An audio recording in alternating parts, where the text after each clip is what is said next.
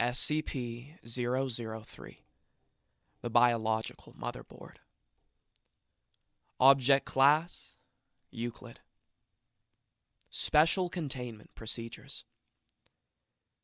SCP-003 is to be maintained at a constant temperature of no less than 35 degrees Celsius, and ideally kept above 100 degrees Celsius.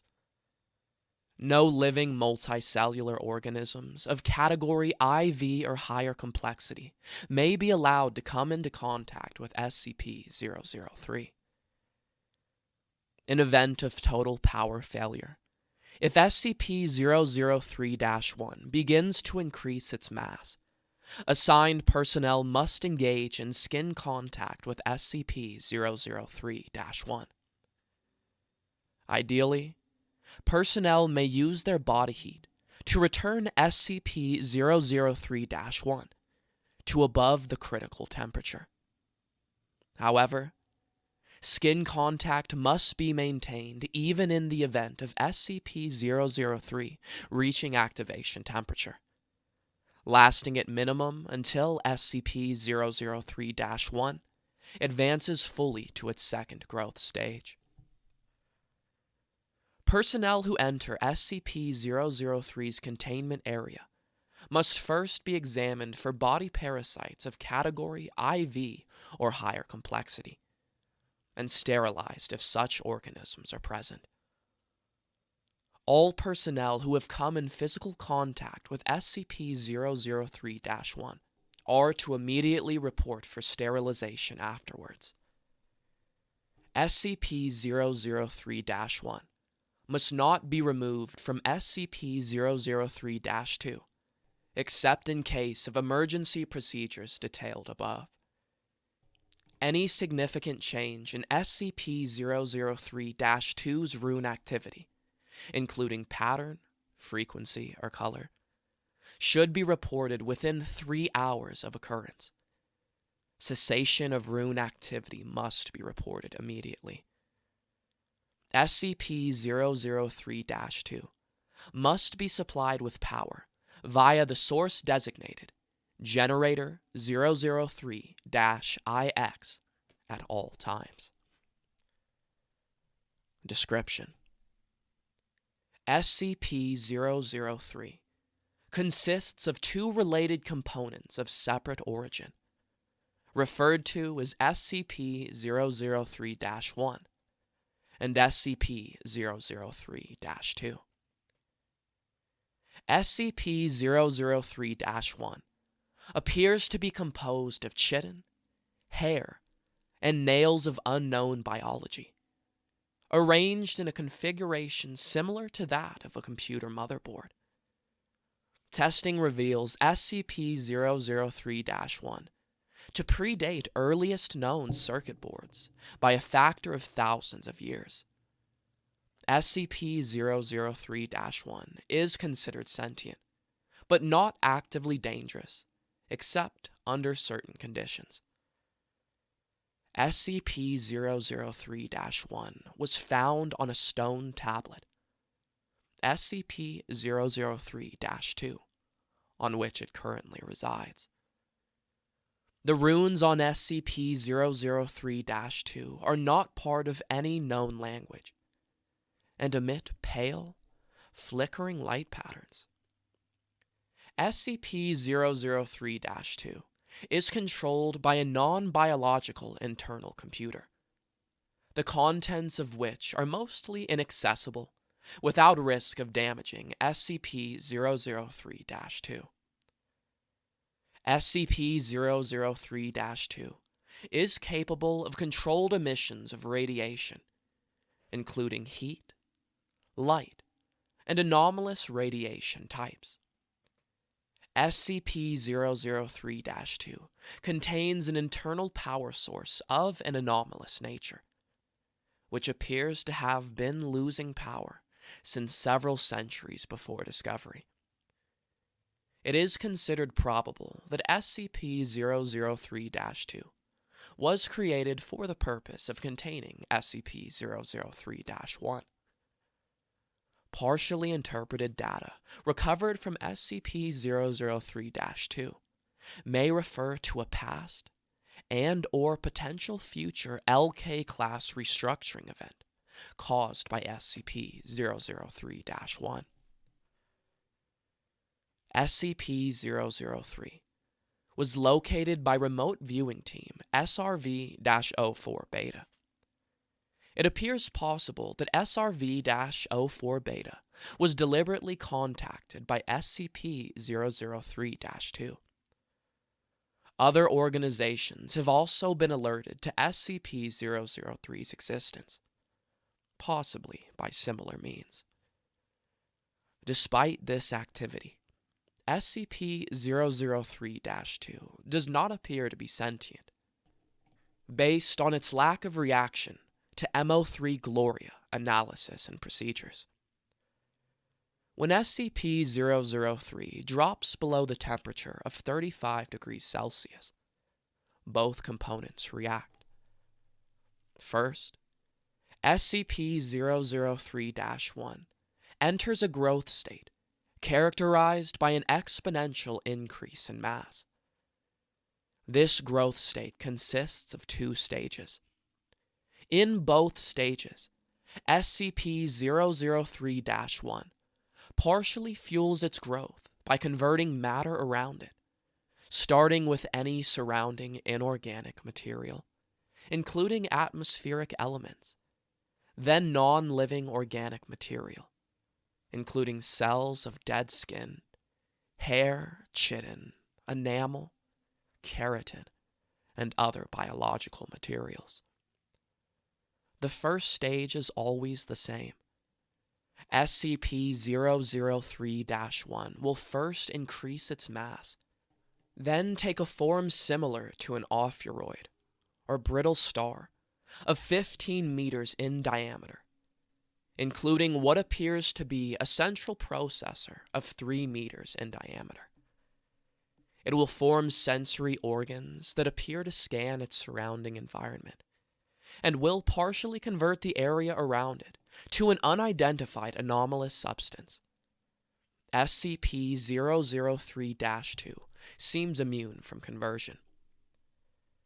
The second stage describes a growth alteration, which occurs when SCP-003 comes into contact with living organic material. SCP-003 appears to template itself off of the organic material, and will attempt communication with organisms that match its initial template or templates. In its second stage, SCP-003-1 may pause, slow, or change its growth, and will also convert inorganic and non-living organic elements into functionally similar structures, while anomalously altering their physical makeup. While growth is consistent in the first stage, in the second stage, SCP-003-1's growth rate is diminished by 20 to 90%, so long as SCP-003-1 remains in contact with living organic material. The percentage is determined by the complexity of the organisms in contact with SCP-003-1. SCP-003-1 appears to devote a large amount of processing power to analysis of living organic material. During each of SCP-003-1's growth stages, SCP-003-2 releases bursts of radiation that temporarily inhibit SCP-003-1's growth, or reverse this growth when the temperature of SCP-003-1 rises above 100 degrees Celsius. Similar radiation emissions have been replicated or recorded via other anomalous means. SCP-003-1's biology has been the subject of extensive study. Significant elements have been identified similar to SCP-redacted, SCP-1512, and SCP-2756. the latter two of which have no further confirmed connection with SCP-003-1, and no known connection with each other, and none of which are fully understood, technically, even less understood than SCP-003, thanks to the extensive cross-disciplinary research on SCP-003 objects. To date, no convincing analysis has been put forward which satisfactorily explains SCP-003-1's connection to these SCP objects or others, nor its connection to modern technology beyond appearance, and potential mimicry via unknown mechanism. Addendum 003-1. Acting on information gathered from linguistic analysis of SCP-003-2's runes and comparative data analysis, Research Team MO3 Gloria has managed to establish a link between SCP-003 and data expunged for analysis of functions. SCP-003-1 must now be considered sentient, and is to be kept at a minimum of 1 kilometer from data expunged, and the resulting byproduct at all times. Addendum 003-2. SCP-003-2's power loss has been exacerbated by the procedures performed by MO3 Gloria. On orders of O5-10, MO3 Gloria will continue procedures. Addendum 003-3. During MO3 Gloria procedures, SCP-003-1 doubled its mass and began rapid structural growth. Temperature was immediately returned to 100 Celsius. Growth and mass increase of SCP-003-1 continued for 9 minutes and 6 seconds, at which time a sustained radiation spike was produced by SCP-003-2. In response, SCP-003-1 returned to its normal state in 3 minutes and 39 seconds. New growth dissolved into a dusty residue, which was collected for analysis. Both SCP-003-1 and SCP-003-2 ceased all detectable activity. SCP-003-2 did not resume activity until connected to an external power source. SCP-003-2's runes glowed uniformly gray and did not resume normal activity for 3 hours. SCP-003-2 no longer appears to be able to maintain containment area at a temperature above 35 Celsius, without external power supplied by generators 003-3 through IX.